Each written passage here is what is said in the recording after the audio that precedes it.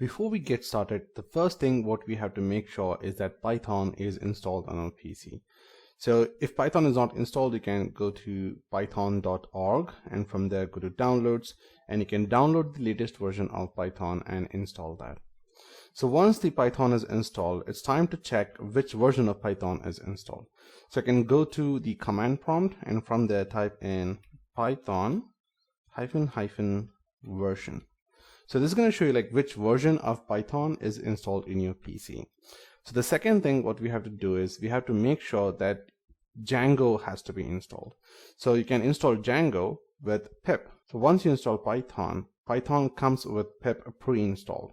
So what you can do is you can type in pip install Django. Now this command is going to install the latest version of Django in your PC. So just hit enter. Now as you can see here, I have already installed Django in my PC. The second thing is we need to install virtual environment to work with Django.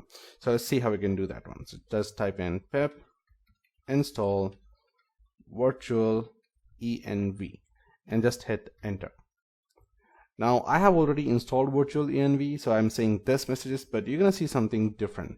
Okay, so once virtual env is installed, now it's time for us to get to our code editor and set up a virtual environment where we can install Django and get started with our project.